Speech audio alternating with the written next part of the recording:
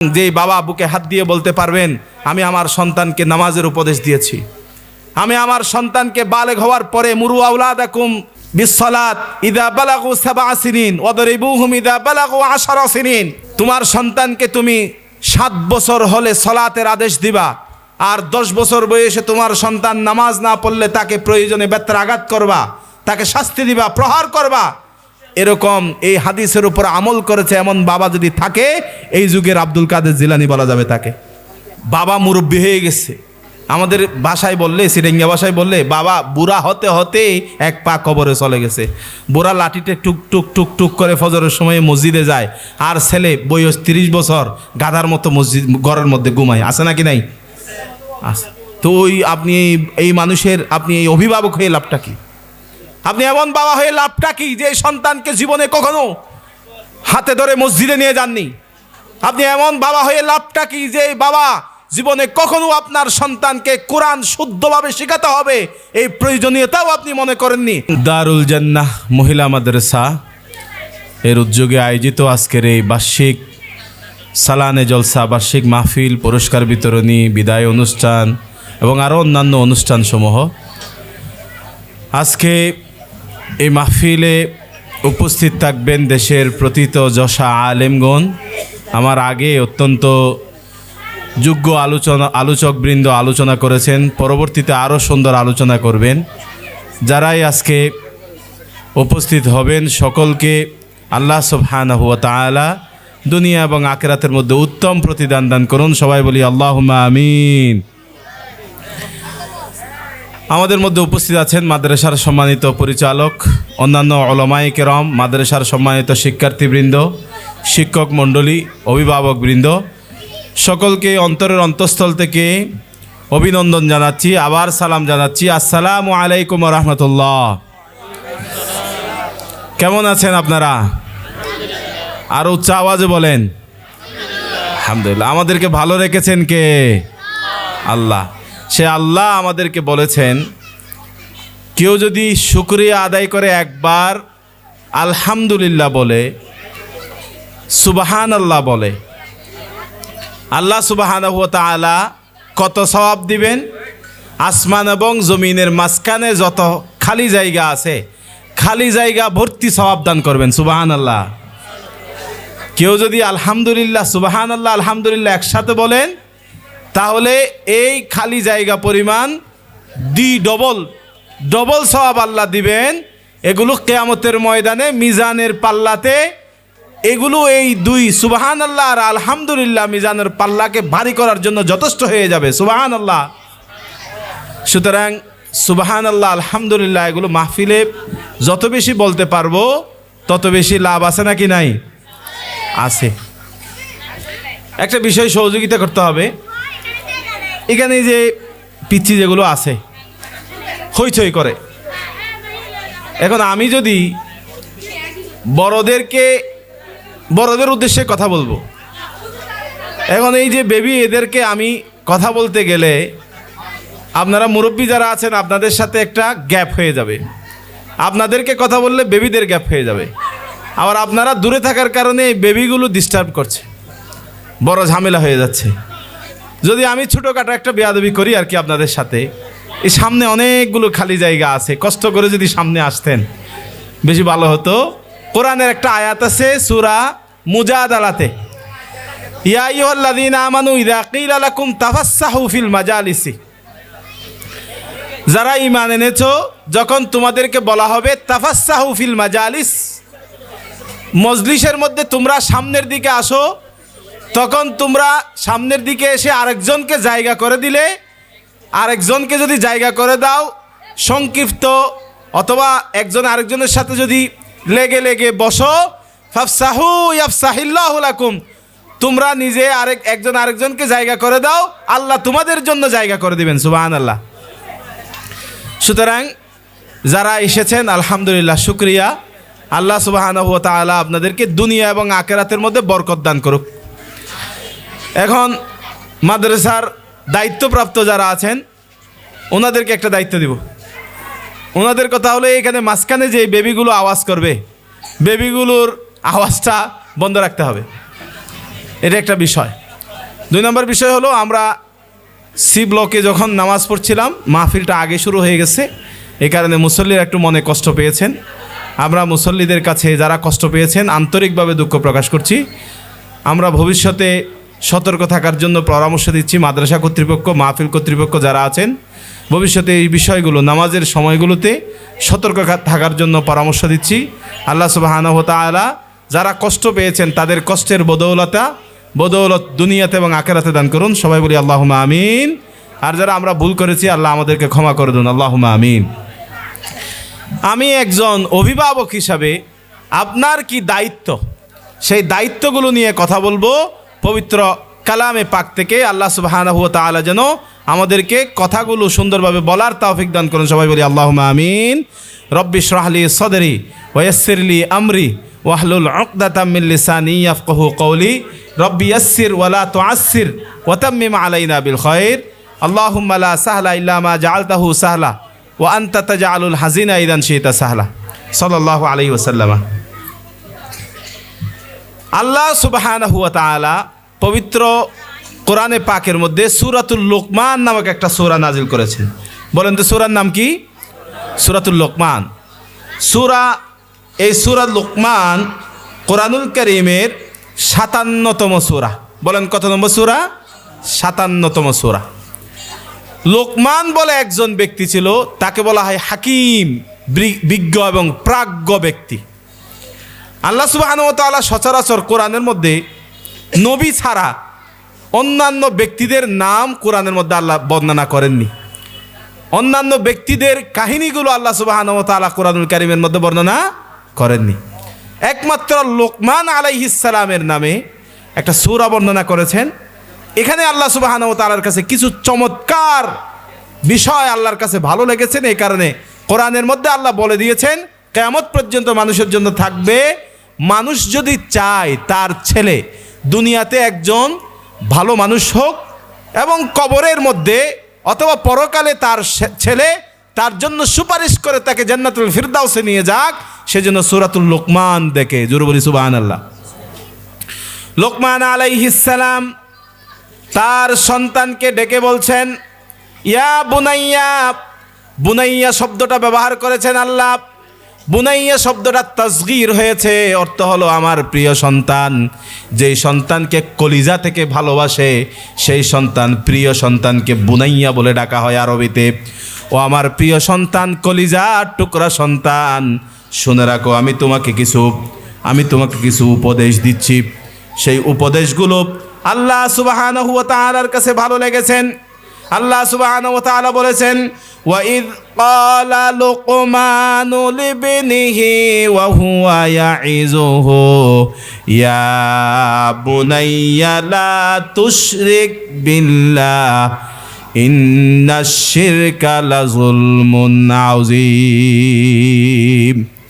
লোকমান আলাইহিস সালাম বলছেন, হে আমার প্রিয় সন্তান, আদরের সন্তান, আমার কলিজার টুকরা সন্তান, তোমার যদি অসুস্থতা হয়, আমার জীবন এখানে খুব তিক্ত হয়ে যায়, আমার জীবন পেরেশানিতে ভরে যায়, তুমি যদি কোনোভাবে কষ্টে পড়ো, আমার রাতে ঘুম হয় না, পেটের খাবার হজম হয় না, ও আমার প্রিয় সন্তান, তোমাকে আমি তোমাকে ওয়াজ করছি, উপদেশ দিচ্ছি। সে উপদেশ কি? লা তুশরিক বিল্লাহ, আল্লাহর সাথে শিরিক করা যাবে না। ইন্না শিরকা লাযুলমুন আযীম, শিরিক হলো মহাজুলুম। আল্লাহ সুবহানাহু ওয়া তাআলার কাছে এই জিনিসটা ভালো লেগেছে, কারণ আল্লাহ কোরআন নাজিল করেছেন এই পৃথিবী থেকে শিরিককে উৎপাটন করে আল্লাহর ইবাদতকে এই জমিনের মধ্যে প্রতিষ্ঠা করার জন্য, ঠিক কিনা? আল্লাহ যখন এই জমিন থেকে কোনো একজন বান্দা শিরিক তুলে দেয় এবং আল্লাহর ইবাদত প্রতিষ্ঠা করে, আল্লাহ খুশি হন নাকি বেজার হন? খুশি হন। এখানেও আল্লাহ খুশি হয়েছেন। লোকমান আলাইহিস সালাম তার সন্তানকে বলছেন, সন্তান, আল্লাহর সাথে কাউকে শিরিক করা যাবে না, এটা মহা জুলুম হবে। যে ব্যক্তি আল্লাহর সাথে জুলুম করবে সেই ব্যক্তি দুনিয়ার বড় জালেম হয়ে যাবে। দুনিয়াতে যে আল্লাহর সাথে বেয়াদবি করতে পারে, আল্লাহর সাথে জুলুম করতে পারে, সে বান্দার সাথে জুলুম করা কোনো ব্যাপার না। সুতরাং তোমার সন্তানকে যদি তুমি দুনিয়ার মধ্যে ভালো বানাতে চাও, তাহলে তাকে মহা জুলুম থেকে বাঁচাও, দুনিয়ার অন্যান্য সকল জুলুম থেকে সে এমনি বেঁচে যাবে। সুবহানাল্লাহ। লুকমান আলাইহিস সালাম বলেছেন আল্লাহর অধিকারের ব্যাপারে। এবার আল্লাহ বলছেন, লুকমান, তুমি তোমার সন্তানকে আমার অধিকারের ব্যাপারে বলেছ, এখন তোমার অধিকারের ব্যাপারে আমি দুনিয়ার সকল সন্তানদেরকে, তোমার সন্তানকে আমি নসিহা দিচ্ছি। সুবহানাল্লাহ। আল্লাহ সুবহানাহু ওয়া তাআলা বলেছেন যে লুকমান তার সন্তানকে শিরিক না করার জন্য বলেছে। দুনিয়ার মধ্যে কিয়ামত পর্যন্ত এরকম যত লুকমান আসবে, যত পিতা আসবে, যে সমস্ত পিতারা সন্তানকে শিরিকের ব্যাপারে সতর্ক করবে, সেই সমস্ত সন্তানদের আমি আল্লাহ আরেকটা উপদেশ দিচ্ছি, আমি আল্লাহ আরেকটা অর্ডার দিচ্ছি। সেই অর্ডার হলো ওয়াসাইনাল ইনসানা বিওয়ালিদাইহি হামালাত উম্মুহু ওয়াহনান আলা ওয়াহনিন ওয়া ফিসালুহু ফি আমাইনি আনিশকুর লি ওয়া লিওয়ালিদাইকা ইলাইয়াল মাসির। আল্লাহু আকবার। আল্লাহ বলেছেন, লুকমান, তুমি আমার অধিকারের ব্যাপারে তুমি বলেছ আমার সাথে শিরিক না করার জন্য তোমার সন্তানকে বলেছ, তোমার সন্তান তোমার কথা মানবে। আবার আমি তোমার সন্তানকে আরেকটা উপদেশ দিচ্ছি, যে সন্তানকে তুমি শিরিক না করার জন্য বলেছ, সেই সন্তান যেন তোমার অর্থাৎ পিতামাতার অধিকার রক্ষা করে। পৃথিবীর সমস্ত সন্তানদেরকে পিতামাতার অধিকার রক্ষা করার ব্যাপারে আমি উপদেশ দিয়ে দিলাম। সুবহানাল্লাহ। একটার সাথে আরেকটা সম্পৃক্ত। আপনার ছেলে বেয়াদব হবে কখন? আপনি যদি আপনার সন্তানকে ছোটবেলায় শিরিক থেকে বিরত থাকার জন্য উপদেশ না দেন। আপনার সন্তানকে আপনি যদি মুআদ্দব বানাতে চান, তাহলে তাকে প্রথমে শিরিকের ব্যাপারে সতর্ক করতে হবে, আল্লাহর হকের, আল্লাহর অধিকারের ব্যাপারে তাকে সতর্ক করতে হবে। আল্লাহর অধিকার কি কি, আপনার বান্দার অধিকার কি কি, সেই বিষয়গুলো আপনি আপনার সন্তানকে বুঝিয়ে দিলে সেই সন্তান আর কিয়ামত পর্যন্ত বেয়াদব হবে না। আপনি দেখেন, হাটহাজারী মাদ্রাসা বিশাল মাদ্রাসা, পটিয়া মাদ্রাসা বিশাল মাদ্রাসা, লালবাগ মাদ্রাসা বিশাল মাদ্রাসা, তামিরুল মিল্লাত মাদ্রাসা বিশাল মাদ্রাসা, তার এইরকম অনেক মাদ্রাসা আছে। বাইতুল শরফ মাদ্রাসা ধরেন, দারুল উলুম মাদ্রাসা ধরেন, বিশাল বিশাল মাদ্রাসা। কোনো মাদ্রাসায় আপনি দেখবেন না ছাত্র শিক্ষকের গায়ে হাত তুলেছে। কিন্তু আপনি বিশ্ববিদ্যালয়গুলোতে যান, বিশ্ববিদ্যালয় শব্দের অর্থ হলো বিশ্ববিদ্যার আলয়, আলয় মানে ঘর, দুনিয়ার সকল জ্ঞান ওখানে। মারামারির জ্ঞানও আছে, মানে উস্তাদের গালে কীভাবে থাপ্পড় দিতে হয় সেটাও শেখায়। কেন শেখায়? কেন? ওই সন্তানগুলোকে আল্লাহর অধিকারের ব্যাপারে, শিরকের ব্যাপারে সতর্ক করেনি, শিরকের ব্যাপারে পড়াশোনা করায়নি। সুতরাং আল্লাহ তাদেরকে তাদের মা বাবার সাথে, উস্তাদের সাথে বেয়াদবি করার বিষয়টা আল্লাহ তাদের কাছ থেকে সলভ করে নেননি, তুলে নেননি, উঠিয়ে নেননি। এই কারণে সন্তানগুলো বেয়াদব হয়েছে।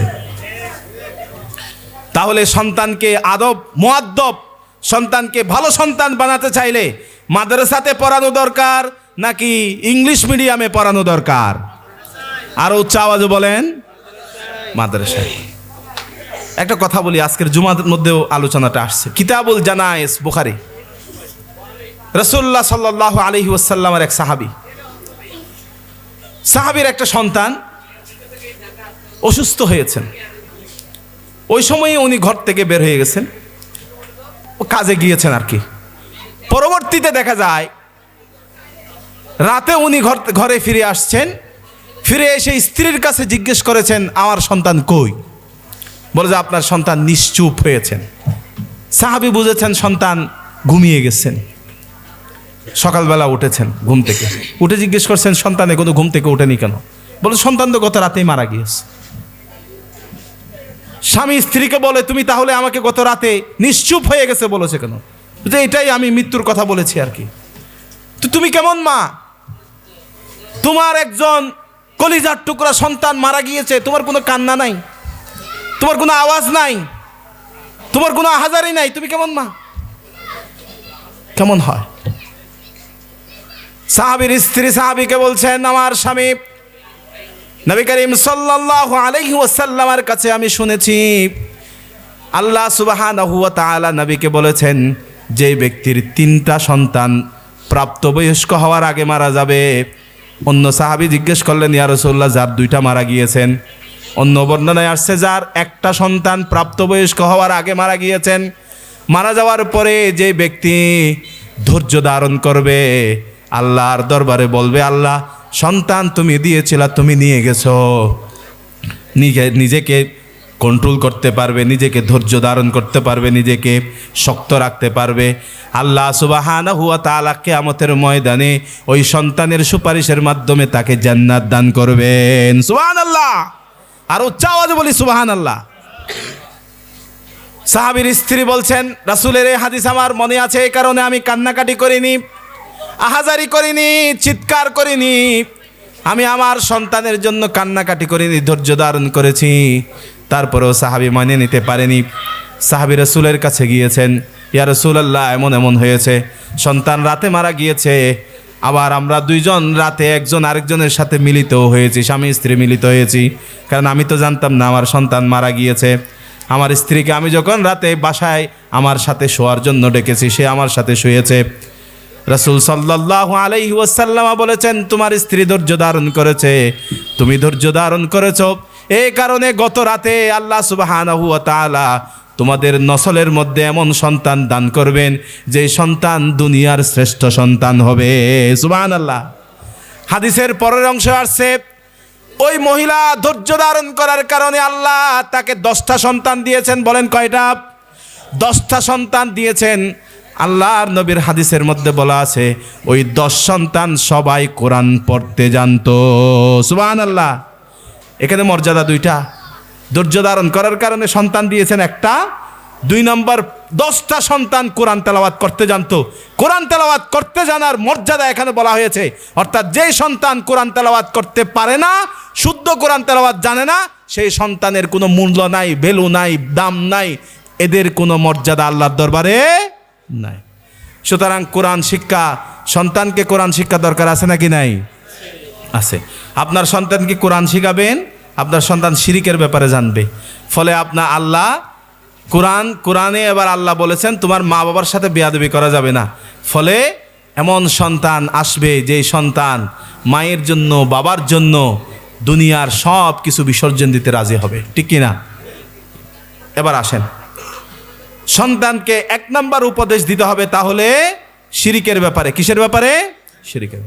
2 নম্বরে সন্তানকে উপদেশ দিতে হবে, আল্লাহ সুবহানাহু ওয়া তাআলা বলেছেন, ইয়া বুনাইয়া ইন্নাহা ইন তাকু মিথকালা হাববাতিন মিন খারদালিন ফাতাকুন ফি সাখরাতিন আও ফিস সামাওয়াতি আও ফিল আরদি ইয়াতি বিহাল্লাহ ইন্নাল্লাহা লাতীফুন খবীর। 2 নম্বর উপদেশ, হে সন্তান, দুনিয়াতে অহংকার করা যাবে না। বলেন কি করা যাবে না? অহংকার। আল্লাহ সুবহানাহু ওয়া তাআলার হাবিব বলেছেন, মিশকাত শরীফের কিতাবুল আদবের মধ্যে হাদিসটা এসেছে, আল কিবরিয়াউ রিদাই,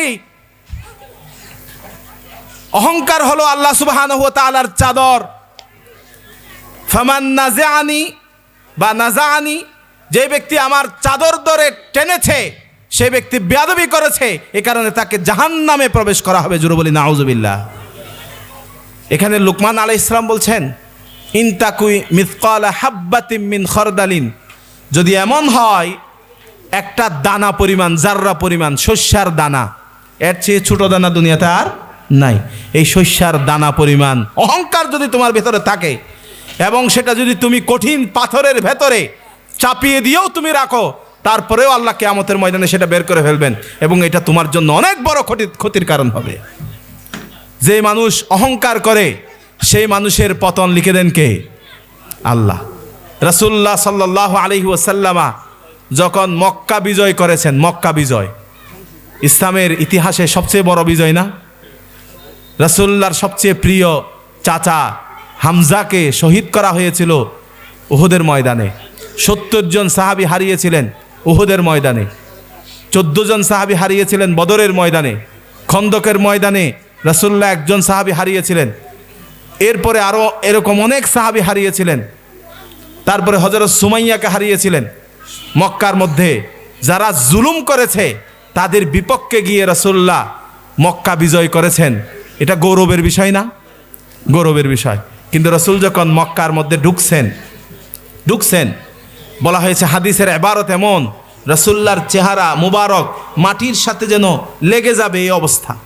চেহারাকে নিচে রেখে লা ইলাহা ইল্লা আনতা সুবহানাকা ইন্নী কুনতু মিনাজ জালিমিন, লা ইলাহা ইল্লাল্লাহু ওয়াহদাহু লা শারীকা লাহু লাহুল মুলকু ওয়া লাহুল হামদু ইউহয়ী ওয়া ইউমীত ওয়া হুয়া আলা কুল্লি শাইইন কদির, এভাবে দোয়া পড়তে পড়তে আল্লাহর দরবারে তসবিহ পড়তে পড়তে বিনয়ী হয়ে ঢুকেছেন।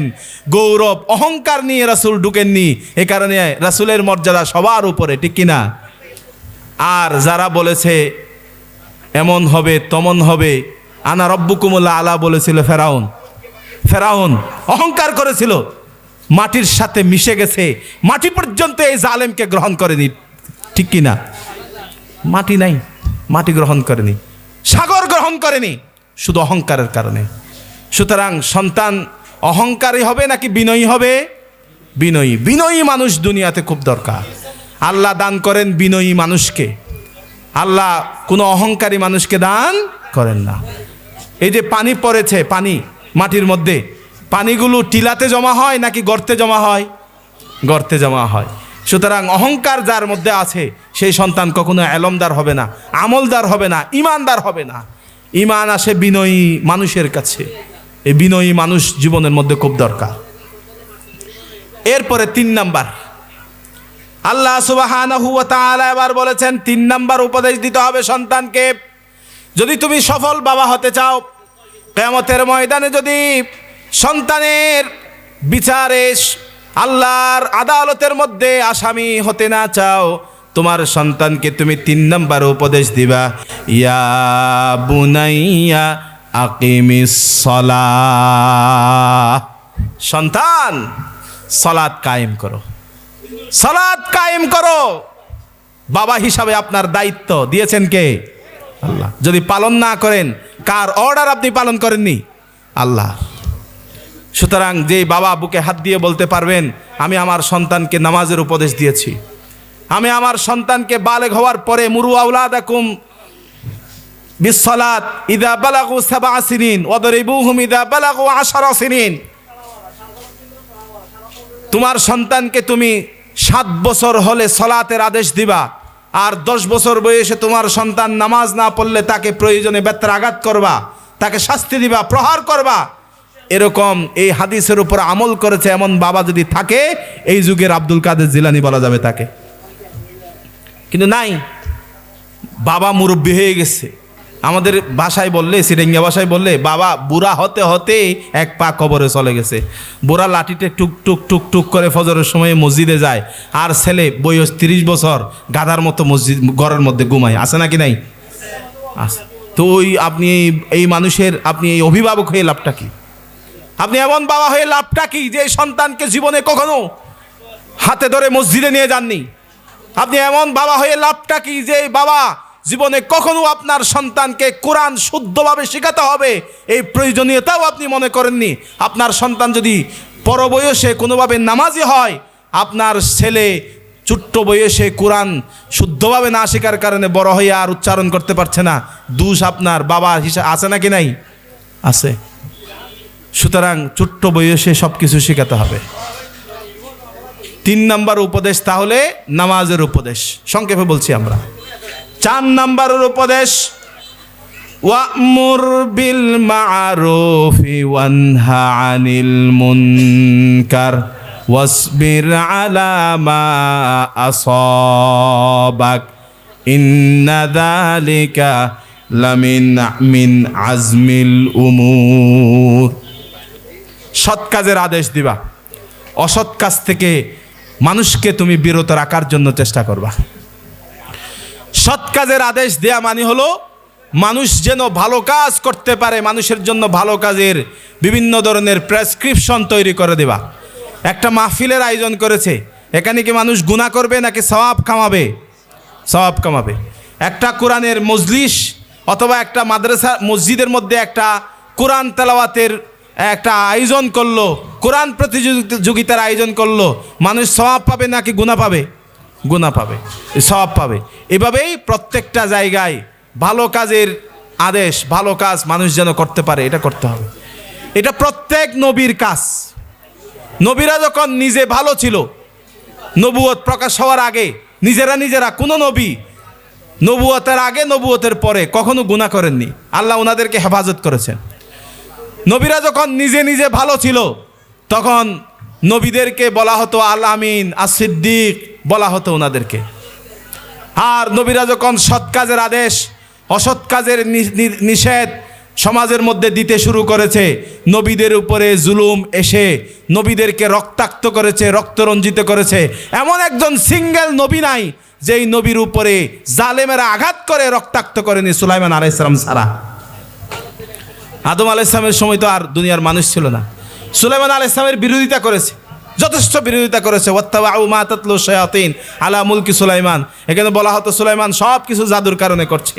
এই ধরনের অনেক বিতর্কপূর্ণ কথাবার্তা বলেছে, কিন্তু ওনার শরীরে আঘাত করা যায়নি। প্রত্যেক নবীর গায়ে আঘাত করেছে জালেমেরা। এ কারণে আল্লাহ বলছেন ওয়াসবির আলা মা আসাবাক ইন্না যালিকা মিন আজমিল উমুর।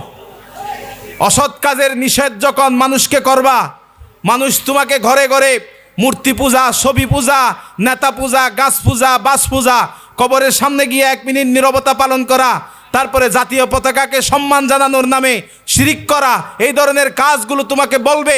তুমি যখন এর বিরোধিতা করবা, তোমাকে বাধা দেওয়ার জন্য, তোমাকে মারার জন্য, তোমাকে হত্যা করার জন্য এই পৃথিবীতে লক্ষ লক্ষ জালিম তৈরি হয়ে যাবে, ঠিক কিনা? এই অবস্থা। জালিমেরা সবসময় চাইবে দুনিয়ার ক্ষমতা তাদের হাতে কুক্ষিগত করতে, কিন্তু আল্লাহ সুবহানাহু ওয়া তাআলা কখনো কোনো জালেমকে এই দুনিয়ার মধ্যে চিরকালের জন্য প্রতিষ্ঠিত করেননি। সব জালেম দুনিয়াতে শেষ হয়ে গেছে। আমাদের মুসলমানদের উপরে যারা খেলাফতের স্বপ্ন দেখে, ইসলাম প্রতিষ্ঠার স্বপ্ন দেখে, তাদের উপরে যারা যে সময়ে জুলুম করেছে, সেই জালেমদেরকে আল্লাহ তাআলা তছনছ করে দিয়েছেন। নিজস্ব আইডেন্টিটি নিয়ে এখন বাংলাদেশের মাটিতে তারা চলতে পারছে না, শেষ করে দিয়েছে। কিন্তু তারপরেও আমরা দেখছি, আজকে দেখলাম না, এই যে হাদি তার উপর আঘাত করলো, জুলাই যোদ্ধাদের উপর আঘাত করছে। যেই জুলাই না হলে বাংলাদেশের বুকে ওলামায়ে কেরাম বুক ফুলিয়ে কোরআনের কথা বলতে পারতো না। এই জুলাই না হলে বাংলাদেশের বুকে মাদ্রাসার হুজুরেরা চুরের মতো হাঁটতে হতো, কখনো বুক ফুলিয়ে মাদ্রাসার হুজুরের পরিচয় দিতে পারতো না। যেই জুলাই না হলে বাংলাদেশের বুকে হুজুরেরা প্রকাশ্যে ইসলামী আন্দোলন আর ইসলামিক খেলাফতের স্বপ্নের কথা মানুষকে বলতে পারতো না। সেই জুলাই যোদ্ধাদের উপরে যারা আঘাত করে, তাদেরকে যারা গুলি করে মারার চেষ্টা করে, নিঃসন্দেহে তারা মুসলিম উম্মার দুশ্মন, বাংলাদেশের দুশ্মন। অবশ্যই তারা বাংলাদেশের বুকের মধ্যে লাঞ্ছিত হবে একদিন, ঠিক কিনা? জুলাই যোদ্ধাদেরকে প্রোটেকশন দিতে পারছে না বাংলাদেশের সরকার। যাদের রক্তের উপরে বসেছো তোমরা, যাদের রক্তের উপরে তোমরা ক্ষমতার স্বাদ বহন করছো, তাদেরকে রক্ষা করতে না পারলে কিয়ামত পর্যন্ত যত প্রজন্ম আসবে, সমস্ত প্রজন্ম তোমাদেরকে ক্ষমা করবে না। তোমাদেরকে অপরাধী হিসাবে অপরাধের কাতারের মধ্যে তোমাদের নাম লিখে রাখবে, ঠিক কিনা? সুতরাং যারা জুলাইয়ের জন্য যেভাবে অবদান রেখেছে, প্রত্যেকটি প্রোটেকশন দেওয়ার দায়িত্ব, তাদেরকে নিরাপত্তা দেওয়ার দায়িত্ব সরকারের। জনগণের এখানে কোনো অধিকার নাই, জনগণের কোনো দায়বদ্ধতা নাই। সরকার তাদেরকে রক্ষা করতে পারেনি, প্রোটেকশন দিতে পারেনি, নিরাপত্তা দিতে পারেনি। সরকারকে যারা সংশ্লিষ্ট এই বিষয়ের সাথে জড়িত সবাইকে অতি সত্বর পদত্যাগ করে যাদের কাছে ক্ষমা চাইতে হবে, ঠিক কিনা বলেন? ফাইজলামি পাইছেন নাকি? বাংলাদেশের 1,500 তাজা যুবক, যে সন্তানগুলো ছাদের উপরে খেলছে, তাদের প্রকাশ্যে গুলি করা, হত্যা করা হয়েছে। হাজার মানুষের পা নাই, হাত নাই, চোখ নাই, কান নাই, কান চলে গেছে। এমন মানুষের রক্তের উপর দিয়ে আপনারা ক্ষমতায় বসেছেন, যাদের অবদানের কারণে ক্ষমতায় বসেছেন, তাদেরকে রক্ষা করতে পারছেন না। নিমুখ হারামি ছাড়া আর কিছুই নাই, এটা ঠিক কিনা? এই মাথায় রাখতে হবে। সুতরাং সত্য কথা এই দুনিয়াতে বলতে গেলে আঘাত আসবে নাকি আসবে না? আসবে। ধৈর্য ধারণ করতে হবে। আল্লাহ সুবহানাহু ওয়া তাআলা বলেছেন। এরপরে লুকমান আলাইহিস সালাম বলেছেন, ওয়ালা তুসাইর খাদ্দাকা লিন্নাসি ওয়ালা তামশি ফিল আরদি মারহা ইন্নাল্লাহা লা ইউহিব্বু কুল্লা মুখতালিন ফখুর। তোমার ভিতরে অহংকার নিয়ে এসে, তোমার নিজে বড় মনে করে, নিজের ভিতরে তুমি ফখর নিয়ে এসে আরেকজনের কাছ থেকে আরেকজনকে তুমি পাত্তা দিবে না, গুরুত্ব দিবে না, এই ধরনের তুমি চরিত্র রাখবে না। বড় হোক, ছোট হোক, ধনী হোক, গরিব হোক, সবাইকে বুকে জড়িয়ে দুনিয়াতে আল্লাহর বান্দা হিসেবে তাদেরকে তোমাকে গ্রহণ করে নিতে হবে। কোনোভাবে তুমি অহংকারী হতে পারবা না। সুবহানাল্লাহ। সুতরাং সন্তানকে আদেশ দিতে হবে যেন অহংকারী না হয়। এরপরে সন্তানকে আদেশ দিতে হবে, ওয়াকসিদ ফি মাশইকা ওয়াগদুদ মিন সাওতিকা ইন্না আনকারাল আসওয়াতি লাসাউতুল হামির। এক নাম্বার, ওয়াকসিদ ফি মাশইক, হাঁটার সময় খুব দ্রুত হাঁটবা না, মৃদু গতিতে হাঁটবা। আল্লাহ সুবহানাহু ওয়া তাআলা বলেছেন, ওয়ালা তামশি ফিল আরদি মারহা, দুনিয়ার মধ্যে তুমি অহংকার করে হাসবা না। ইন্নাকা লান তাখরিকাল আরদ, তোমার এত পাওয়ার হয়নি তুমি পায়ের আঘাতে মাটিকে দ্বিখণ্ডিত করে মাটির মধ্যে ঢুকে যাবা, এবং পাহাড়ের সমান তোমার মাথাকে তুমি উঁচু করবা, এমন ক্ষমতা তোমাকে দেয়া হয়নি। তুমি খুবই নিচু মানের মানুষ। পাহাড় যেমন দুনিয়ার সমস্ত ঝড় ঝাপটা সব কিছুর মধ্যেও নিজেকে টিকিয়ে রাখে, দুনিয়ার সমস্ত বালা মুসিবতের মধ্যেও তোমাকে টিকিয়ে রাখতে হবে। এমন মর্যাদাপূর্ণ, এমন শক্তিশালী, এমন সাহসিকতাপূর্ণ অধিকার, শক্তি, সামর্থ্য, মেধা, যোগ্যতা তোমার ভেতরে অর্জন করতে হবে। কখনো তুমি উচ্চ গতিতে, কখনো তুমি দ্রুত গতিতে হাঁটতে পারবে না, মৃদু গতিতে হাঁটতে হবে। ওয়াকদুদ মিন সাওতিক, তোমার আওয়াজকে কখনো বড়দের সামনে বড় আওয়াজে কথা বলবা না, সন্তানকে শেখাতে হবে। অনেক সন্তান আছে বড়রা কথা বলছে, সেখানে ছোট সন্তান গিয়ে কথা তাদের মাঝখানে কথা বলে, এমন আছে নাকি নাই? বড়দের উপরে কথা বলা যাবে না, ছোট আওয়াজে কথা বলতে হবে, নিচু আওয়াজে কথা বলতে হবে। এটা হলো আদব। এই আদব আপনার সন্তানকে শেখাতে হবে। সন্তান যেন ছোট আওয়াজে কথা বলে, মৃদু আওয়াজে কথা বলে, বিনয়ী স্বরে কথা বলে, নিম্ন স্বরে কথা বলে, এই আদবটা সন্তানকে শেখাতে হবে। যদি আপনি বাবা হিসাবে এই ধরনের আদবগুলো, এই ধরনের গুড ক্যারেক্টারগুলো, ভালো আখলাকগুলো আপনি যদি শেখাতে না পারেন, আপনি বাবা হিসাবে ব্যর্থ নাকি সফল? ব্যর্থ। এই ব্যর্থতা আমরা নিতে চাই না, আমাদেরকে এটা মাথায় রাখতে হবে। এরপরে সন্তানের প্রতি পিতার কয়েকটা দায়িত্ব আছে। এক নাম্বার, সন্তান জন্মগ্রহণ করার পরে সন্তানের জন্য সুন্দর একটা নাম রাখা। গতকাল কোথাও একটা নাম দেখলাম, হ্যাঁ, কোনো রাজনৈতিক নেতার কোনো প্রার্থীর নাম গণনা করেছে, অমুক সেন্টু নাম। আর একটা লেখক আছে বাংলাদেশে, মতিউর রহমান র্যান্টু, নাম র্যান্টু। তারপরে উজ্জ্বল, বিকাশ, রেনু, হেনা, আছে নাকি নাই? তো এইগুলো কি নাম? একটা অর্থবহ নাম রাখতে হবে। নাম রাখা বাবা হিসাবে আপনার দায়িত্ব। আপনি যদি বাবা হিসাবে এই দায়িত্ব পালন না করেন, কিয়ামতের ময়দানে ইন্নাকুম তুদআউনা ইয়াউমাল কিয়ামাতি বিআসমাইকুম ওয়া আসমাই আবাইকুম, ডাকা হবে, হে সেন্টুর ছেলে রেন্টু, এদিকে আসো। কিয়ামতের ময়দানে সবাই হাসাহাসি করবে নাকি? করবে না? নাম, সুন্দর নাম রাখবেন। আল্লাহর কাছে সবচেয়ে প্রিয় নাম আব্দুল্লাহ আব্দুর রহমান। আব্দুল্লাহ আব্দুর রহমান, রাসূলুল্লাহ শত শত সাহাবীর নাম পরিবর্তন করে দিয়েছে। এ কারণে সুন্দর নাম রাখা দরকার। সাইয়েদনা ওমর রাদিয়াল্লাহু তাআলা আনহুর কাছে একজন এসে বলছেন, বাবা হিসাবে আমার সন্তানের জন্য কি কি দায়িত্ব আছে বলেন। বলে যে তোমার সন্তানের জন্য একজন ভালো মা আনবা, যেই মা অনেকগুলো ভালো ক্যারেক্টারের অধিকারী, যেই মা নিজেই কোনটা ভালো কোনটা খারাপ, কোনটা ইসলামিক কোনটা অন ইসলামিক জানে না, সেই মার সন্তান জীবনে কখনো ভালো হবে? আপনার ঘরে আতর নাই, তা আপনার ঘরে আতর না থাকলে ঘর থেকে কখনো সুগন্ধ বের হবে? তো আপনার ভিতরে, শরীরের ভিতরে, স্বাস্থ্যের ভিতরে, আপনার জীবনের ভিতরে কখনো একটা গুড ক্যারেক্টার নাই, ভালো আচরণ নাই, আপনার স্ত্রীর জীবনে কখনো ভালো আচরণ নাই, আপনার ছেলে কি ট্যাবলেট দিবেন, ছেলে মুহূর্তের মধ্যে, একদিনের মধ্যে ভালো হয়ে যাবে? এ কারণে আমাদের দেশে পুরুষদেরকে যত ইসলাম শেখা হয়, নারীদেরকে তত ইসলাম শেখা হয় না। এখন আলহামদুলিল্লাহ অনেক সচেতন হয়ে গেছে। এই যে দারুল জান্নাহ মহিলা মাদ্রাসা, এখানে হাফেজ হচ্ছে প্রতি বছরে। গত বছর আমি দেখলাম কয়েকজন হাফেজ হয়েছে। এবছর কয়জন হয়েছে? 4 জন হাফেজ হয়েছে, আলহামদুলিল্লাহ বলে। মহিলা কোরআন তেলাওয়াত করবে, মুখস্থ কোরআন তেলাওয়াত করবে, কি আশ্চর্যজনক কথা না? যুগের আয়েশা সিদ্দিকা বলা যাবে না তাদেরকে? ক্বালা রাসূলুল্লাহ সাল্লাল্লাহু আলাইহি ওয়াসাল্লাম বলে 2210টা হাদিস বর্ণনা করেছেন আয়েশা সিদ্দিকা রাদিয়াল্লাহু তাআলা আনহা। 2210টা হাদিস একজন মহিলা বর্ণনা করেছে। আহা, এই যুগে মহিলারা কোরআন মুখস্থ করবে, কত সুন্দর কথা। আলহামদুলিল্লাহ, এমন মাদ্রাসা ঘরে ঘরে, এলাকায় এলাকায় প্রতিষ্ঠিত হয়ে যাক, আল্লাহ কবুল করুন, আল্লাহুম্মা আমিন। এমন হাফেজে কোরআন মহিলা আল্লাহ যেন ঘরে ঘরে পয়দা করে দেন, আল্লাহ কবুল করুন, সবাই বলি আমিন। মাদ্রাসাকে আল্লাহ সুবহানাহু ওয়া তাআলা কবুল করুন, সবাই বলি আমিন। এখন আসেন, ওমর রাদিয়াল্লাহু তাআলা আনহু বলছেন, 2 নম্বরে তোমার সন্তানের জন্য ভালো নাম রাখতে হবে। যে সন্তান ভালো নাম নাই, সেই সন্তানের নাম যে বাবা রেখেছে, সেই বাবাকে আদালতে হাজির করো, আদালতে হাজির করো, তাকে আমি বেত্রাঘাত করব।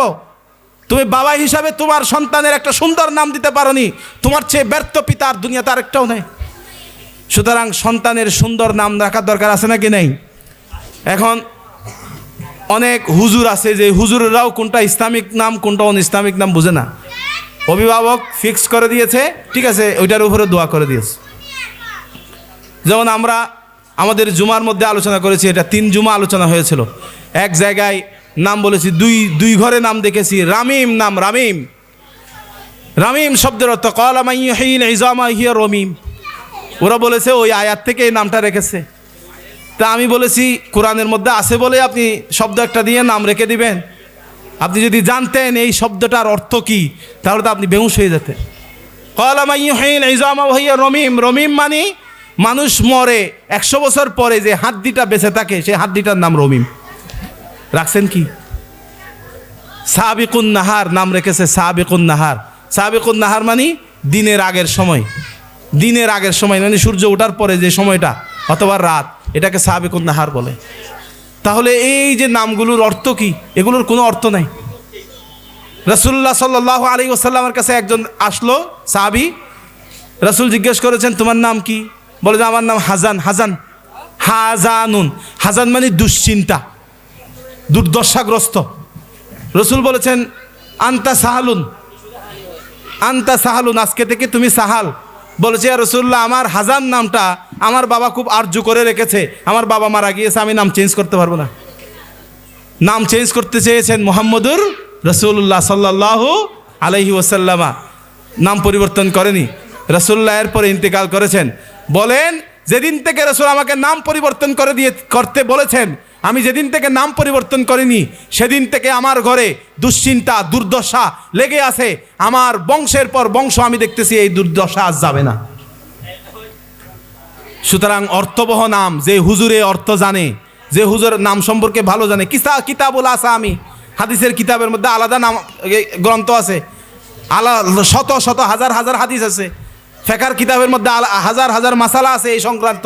এগুলো না জানে এমনি জুব্বা একটা পড়লাম, জুব্বা জাব্বা পরে টুকটাক মারি, হুজুর হয়ে গেলাম, আর মানুষদেরকে কোনোভাবে ভালো একটা পরামর্শ দিতে পারলাম না, এটা হয়ে লাভটা কি আর? সুতরাং সচেতন হয়ে যেতে হবে। আপনি অভিভাবক হিসাবে সচেতন হলে অনেক কিছু থেকে আমরা মুক্তি পাবো, এটা হলো বিষয়। এরপরে সর্বশেষ আমরা একটা কথা বলবো। কোরআন শিক্ষা মানুষের জন্য অত্যন্ত গুরুত্বপূর্ণ, অত্যন্ত গুরুত্বপূর্ণ এই বিষয়টা। কোরআন যদি আপনার সন্তানকে আপনি কোনোভাবে শেখাতে না পারেন, তাহলে আপনার জন্য ব্যর্থতা আছে। রাসূলুল্লাহ সাল্লাল্লাহু আলাইহি ওয়াসাল্লামের কাছে একবার কিছু ব্যক্তি আসলো, এসে বলেছেন ইয়া রাসূলুল্লাহ, আমাদের অঞ্চলের মধ্যে অনেক মানুষ ইসলাম গ্রহণ করেছে, তারা কোরআন শিখতে পারে না। তাদের মধ্যে কোরআন শিক্ষার কোনো প্রচলন নাই, আপনি দয়া করে কোরআন শেখার জন্য কিছু সাহাবী আমাদেরকে দেন। নজদের একটা জায়গার মধ্যে রাসূলুল্লাহর কাছে প্রস্তাব আসলো। রাসূলুল্লাহ বলেছেন, নজদবাসীকে আমি খুব ভয় করি, আমি যদি তাদের কাছে কোনো সাহাবী পাঠাই তারা আমার সাহাবীকে হত্যা করতে পারে। যে ব্যক্তি প্রস্তাব দিয়েছেন সেই ছিল খুব বড় মাফের মুনাফিক। বলেছেন, ইয়া রাসূলুল্লাহ, আমি তাদেরকে নিরাপত্তা দিব। রাসূলুল্লাহ সাল্লাল্লাহু আলাইহি ওয়াসাল্লাম কোরআন শিক্ষা ঘরে ঘরে প্রতিষ্ঠিত হয়ে যাক সেই বিষয়টা চিন্তা করে, ওই মুনাফিকের চরিত্রের কথা চিন্তা না করে 70 জন সাহাবীকে যারা কোরআন পড়তে জানতো তাদেরকে বলা হয় কুররা। এখান থেকে কারি শব্দটা আসছে। কোরআনের মানুষ যারা কোরআন পড়তে জানতো এমন 70 জন ব্যক্তিকে পাঠিয়েছে বীরে মাজউন নামক একটা জায়গায়। সেই জায়গার মধ্যে পাঠানোর পরে সেখানে গিয়ে তারা কোরআন শিক্ষার জন্য মানুষকে আহ্বান করতে লাগলো। কিন্তু যারা রাসূলুল্লাহর সাহাবীদেরকে এরকম প্ররোচনা দিয়ে নিয়ে গেছে, তারা ধোঁকা দিয়ে নিয়ে গেছে। মূলত তাদের উদ্দেশ্য হলো ওই 70 জন কোরআনের হাফেজকে হত্যা করা। নাউজুবিল্লাহ। এখন যেই নিরাপত্তা দিবে বলেছে সেই ব্যক্তি ভেতরে ভেতরে ষড়যন্ত্র করে ওই 70 জন কোরআনের হাফেজদেরকে, কোরআনের কারীদেরকে হত্যা করার জন্য ষড়যন্ত্র করে ফেলল। ষড়যন্ত্র করে ওই সময়ে দেখা গেছে কয়েকটা গোত্র একসাথে মিলে রাসূলুল্লাহর 70 জন সাহাবীদেরকে ঘিরে ফেলেছে। চতুর্পাশে ঘিরে একে একে 69 জনকে একসাথে হত্যা করে ফেলেছে। রাসূলুল্লাহর সমস্ত সাহাবীরা চলে গেল, ইন্তেকাল করলো, সবাই শহীদ হয়ে গেল। সর্বশেষ আছে তাদের সর্দার আমির ইবনে ফুহায়রা রাদিয়াল্লাহু তাআলা নামক একজন ব্যক্তি। আমির ইবনে ফুহায়রা এই অবস্থা দেখে কি করবে বুঝতে পারছে না। হঠাৎ করে তার মনে চিন্তা আসলো যে মুহাম্মদুর রাসূলুল্লাহ আমাদেরকে কোরআন শেখার জন্য পাঠিয়েছেন, এই এলাকায় যদি কোরআন তেলাওয়াত না হয় তাহলে আমি মনে হয় ব্যর্থ হয়ে যাব। একটা আয়াত হলো, আমি কোরআন তেলাওয়াত শুরু করে দিই। তিনি বিসমিল্লাহির রাহমানির রাহিম ওয়ালা তাকুলু লিমান ইয়ুকতালু ফি সাবিলিল্লাহি আমওয়াতা। কোরআন তেলাওয়াত শুরু করে দিয়েছেন, মধুর আওয়াজে কোরআন তেলাওয়াত করছেন। ওনার কোরআন তেলাওয়াত দেখে পেছন থেকে জব্বার ইবনে সালামা নামক একজন ব্যক্তি, সালাম এই ব্যক্তি পেছন থেকে এসে আমর ইবনে ফুহায়রাকে আঘাত করলেন। আমর ইবনে ফুহায়রাকে বর্ষা দিয়ে পেছন থেকে আঘাত করেছেন। আঘাত করার সাথে সাথে তিনি আসমানের দিকে একটু তাকালেন আর বললেন, ওয়াল্লাহ ওয়াল্লাহ লাকদ ফুজতু, অবশ্যই আল্লাহর কসম করে বলছি আমি সফল হয়ে গেলাম। যে আল্লাহর নবী আমাকে কোরআন তেলাওয়াতের জন্য পাঠিয়েছেন, সে আল্লাহর নবী যেখানে কোরআন তেলাওয়াত করতে বলেছেন আমি এসে কোরআনের একটা আয়াত হলো তেলাওয়াত করতে পেরেছি। আর 2 নম্বরে আমি এই জায়গায় এসে আল্লাহর নবীর দ্বীনের উপরে আমি শহীদ হতে পেরেছি। সুবহানাল্লাহ। এখন যে ব্যক্তি জব্বার ইবনে সালাম, যে ব্যক্তি আমর ইবনে ফুহায়রাকে হত্যা করছেন, তিনি দেখছেন সাধারণত মানুষকে আঘাত করলে তিনি কান্না করেন, ও আ করেন, অমুক তমুক করেন, কিন্তু আমর ইবনে ফুহায়রা কোনো কান্না করছে না, আসমানের দিকে তাকিয়ে তাকিয়ে হাসছেন। আসমানের দিকে তাকিয়ে হাসা দেখে তিনি অবাক হয়ে গেলেন, আশ্চর্য হয়ে গেলেন। এই ব্যক্তি এই অবস্থা হলো কেন? তাকে আমি হত্যা করেছি, মাটির মধ্যে পড়ে গেছে, লুটে পড়েছে, তার তো আ করার কথা, কিন্তু কোনোভাবে সে আ করছে না। অবশেষে আসমানের দিকে তাকিয়ে তাকিয়ে হাসছেন। যে ব্যক্তি হত্যাকারী সেও কিছুক্ষণ পরে আসমানের দিকে তাকালেন, দেখা গেল অনেকগুলো সাদা সাদা ফেরেশতা আসমান থেকে জমিনের দিকে নেমে আসছেন। সুবহানাল্লাহ। আসমান থেকে জমিনের দিকে নেমে আসলো। এই অবস্থা দেখে আশ্চর্য হয়ে গেছেন। কিছুক্ষণ পরে ওই ফেরেশতাগুলো এসে আমর ইবনে ফুহায়রার লাশ নিয়ে আসমানের দিকে চলে গেল। অনেক খোঁজাখুঁজি করেছে তারা, আমর ইবনে ফুহাইরার লাশ খুঁজে পায়নি। আমর ইবনে ফুহাইরার জীবন যখন শেষ হয়ে যাবে তখন তিনি আল্লাহর দরবারে দোয়া করেছেন, ও আমাদের রব, যারা আমাদেরকে হত্যা করেছে তাদের খবর মুহাম্মাদুর রাসূলুল্লাহর কাছে তুমি পৌঁছিয়ে দাও। আল্লাহর নবীর কাছে খবর পৌঁছে গেছে, তাদের একজন বেঁচে ছিল, তিনি খবর পাঠিয়েছেন। জিবরাইল আলাইহিস সালাম খবর আল্লাহর নবীর কাছে পৌঁছিয়ে দিয়েছেন। পরবর্তীতে আল্লাহর নবী প্রতিদিন ফজরের নামাজে কুনুতে নাজেলা পড়েছেন, তাদের জন্য বদদোয়া করেছেন, ওই নজদবাসীদের জন্য। পরবর্তীতে আল্লাহর নবীর বদদোয়ার কারণে ওই 3 গোত্র দুনিয়া থেকে চিরতরে মুছে গিয়েছে। যুদ্ধের মধ্যে সবাই নিহত হয়ে পুরা এলাকা ধুধু মরুভূমি হয়ে গেছে। সুবহানাল্লাহ। সুতরাং কোরআনের মর্যাদা দুনিয়াতে আছে নাকি নাই? কোরআন যারা তেলাওয়াত করে তাদের মর্যাদা আছে নাকি নাই? আছে। আর যারা কোরআনের সাথে বিদ্বেষ পোষণ করে, কোরআনের পাখিদেরকে যারা পাখির মতো গুলি করে, শাপলা চত্বরে শত শত কোরআনের পাখিদেরকে মেরেছে, বাংলার প্রতিটা প্রান্তরে প্রান্তরে ইংরেজ আমল থেকে শুরু করে এই পর্যন্ত যারা দালালি করে, খ্রিস্টানদের দালালি করে, যারা আলেমদেরকে মেরেছে, তারা দুনিয়া থেকে নিশ্চিহ্ন হয়ে গেছে। তাদের ক্ষমতার মসনদকে আল্লাহ ধ্বংস করে আলেমদেরকে এই বাংলার মাটিতে উত্থান আল্লাহ দান করেছেন। জোরে বলেন ঠিক কিনা?